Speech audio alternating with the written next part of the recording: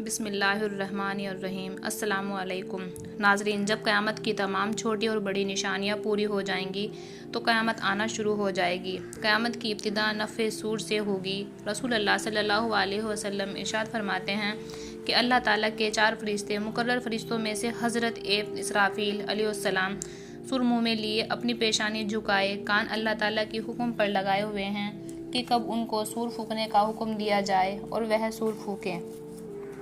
صحابہ رضی اللہ نے اس بات کو بھاری محسوس کیا ہے تو آپ صلی اللہ علیہ وسلم نے ارشاد فرمایا، حسبنا اللہ و نعم الوکیل۔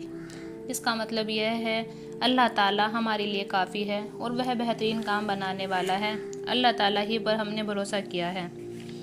دوسری روایت میں یہ ہے کہ حضرت عبداللہ بن عمر رضی اللہ عنہ سے روایت ہے کہ رسول اللہ صلی اللہ علیہ وسلم نے ارشاد فرمایا، قیامت سے پہلے دجال نکلے گا اور وہ 40 تک ٹھہرے گا۔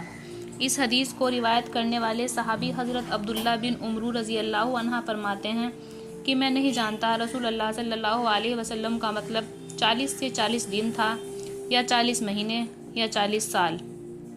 آگے حدیث بیان کرتے ہیں کہ پھر اللہ تعالیٰ حضرت عیسیٰ بن مریم رضی اللہ عنہ کو دنیا میں بھیجیں گے، جن کی شکل و صورت حضرت عروہ بن مسعود رضی اللہ سے ملتی جلتی ہوگی۔ وہ دجال کو تلاش کریں گے اور اس کا تعقب کریں گے اور اس کو پکڑ کر اس کا خاتمہ کر دیں گے۔ پھر 60 سال تک لوگ ایسے ہی رہیں گے، 2 آدمیوں کے درمیان بھی آپس میں دشمنی نہیں ہوگی۔ پھر اللہ تعالیٰ ملک شام کی طرف سے ایک خاص قسم کی ٹھنڈی ہوائیں چلائیں گے، جس کا یہ اثر ہوگا کہ روئے زمین پر کوئی ایسا شخص باقی نہیں رہے گا جس کے دل میں ذرہ برابر بھی ایمان ہو۔ بہرحال اس ہوا میں تمام اہل ایمان ختم ہو جائیں گے، یہاں تک کہ اگر تم میں سے کوئی شخص کسی پہاڑ کے اندر بھی چلا جائے گا تو یہ ہوا وہیں پہنچ کر اس کا خاتمہ کر دے گی۔ رسول اللہ صلی اللہ علیہ وسلم نے فرمایا کہ اس کے بعد صرف برے لوگ ہی دنیا میں رہ جائیں گے جن کے دل ایمان سے بالکل خالی ہوں گے۔ ان میں پرندوں والی تیزی اور پھرتی ہوگی، یعنی جس طرح پرندے اڑنے میں پھرتیلے ہوتے ہیں اسی طرح سے یہ لوگ اپنی غلط خواہشات کے پورا کرنے میں پھرتی دکھائیں گے اور دوسروں پر ظلم و زیادتی کرنے میں درندوں والی عادتیں ہوگی۔ بھلائی کو بھلا نہیں سمجھیں گے اور برائی کو برا نہیں جانیں گے۔ شیطان ایک شکل بنا کر ان کے سامنے آئے گا اور ان سے کہے گا، کیا تم میرے حکم نہیں مانو گے؟ وہ کہیں گے، تم ہم کو کیا حکم دیتے ہو؟ یعنی جو تم کہو وہ ہم کریں۔ تو شیطان انہیں بتوں کے پرستوں کا حکم دے گا اور وہ اس کے تکمیل کریں گے، اور اس وقت ان پر روزی کی فراہمی ہوگی اور ان کی زندگی بظاہر بڑی اچھی عیش و نشاط والی ہوگی۔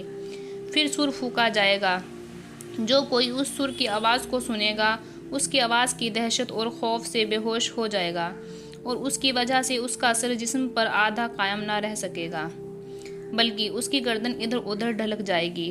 سب سے پہلے جو شخص سر کی آواز سنے گا اور جس پر سب سے پہلا اس کا اثر پڑے گا وہ ایک آدمی ہوگا جو اپنی اونٹ کے ہوج کو مٹی سے درست کر رہا ہوگا۔ وہ بے ہوش اور بے جان ہو کر گر جائے گا، یعنی مر جائے گا، اور اس کے دوسرے سب لوگ بھی اسی طرح بے جان ہو کر گر جائیں گے۔ پھر اللہ تعالیٰ ہلکی سی بارش برسائیں گے، ایسی جیسے کہ شبنم۔ اس کے اثر سے انسانوں کے جسموں میں جان پڑ جائے گی۔ پھر دوسری مرتبہ سر پھونکا جائے گا تو ایک دم سب کے سب کھڑے ہو جائیں گے اور چاروں طرف دیکھنے لگیں گے۔ پھر کہا جائے گا کہ لوگوں، اپنے رب کی طرف چلو، اور فرشتوں کو حکم ہوگا کہ انہیں حساب کے میدان میں کھڑا کرو، کیونکہ ان سے پوچھ تاچھ ہوگی اور ان کے اعمال کا حساب کتاب ہوگا۔ پھر حکم دیا جائے گا کہ ان میں دوزخیوں کا گروہ کو نکال دو۔ عرض کیا جائے گا کہ کتنے میں سے کتنے؟ حکم ہوگا کہ ہر 1000 میں سے 999۔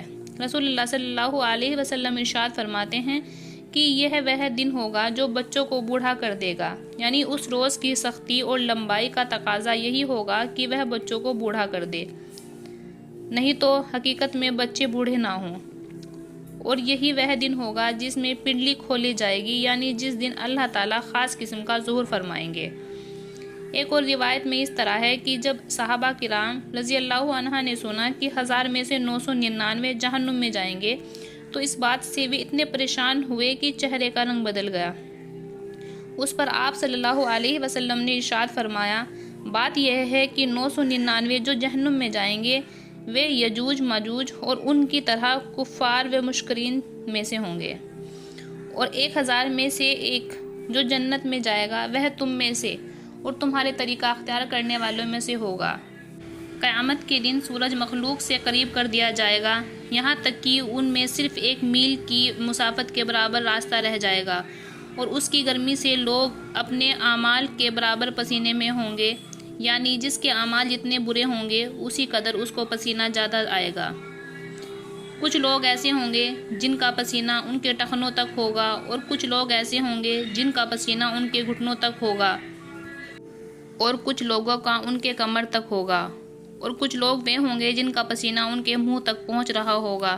رسول اللہ صلی اللہ علیہ وسلم نے اپنے منہ کی طرف ہاتھ سے اشارہ کیا کہ ان کا پسینہ یہاں تک پہنچ رہا ہوگا۔ رسول اللہ صلی اللہ علیہ وسلم نے فرمایا ہے، قیامت کے دن لوگ 3 قسموں میں اٹھائے جائیں گے: پیدل چلنے والے، سوار، منہ کے بل چلنے والے۔ عرض کیا گیا، یا رسول اللہ، منہ کے بل کس طرح چل سکیں گے؟ آپ صلی اللہ علیہ وسلم نے ارشاد فرمایا، جس اللہ نے انہیں پاؤں کے بل چلنا سکھایا ہے وہ ان کے منہ کے بل چلنے کی بھی یقین قدرت رکھتا ہے۔ اچھی طرح سمجھ لو، یہ لوگ اپنے منہ کے ذریعے ہی زمین کے ہر ٹیلے اور ہر کانٹے سے بچیں گے۔ قیامت کے دن تم میں سے ہر شخص سے اللہ تعالیٰ اس طرح کلام فرمائیں گے کہ درمیان میں کوئی ترجمان نہیں ہوگا۔ اس وقت بندہ بے بسی سے ادھر ادھر دیکھے گا، جب اپنی داہنی جانب دیکھے گا تو اپنے اعمال کے سوا کچھ نظر نہ آئے گا، جب اپنے بائیں جانب دیکھے گا تو اپنے اعمال کے علاوہ کچھ نظر نہیں آئے گا، اور جب اپنے سامنے دیکھے گا تو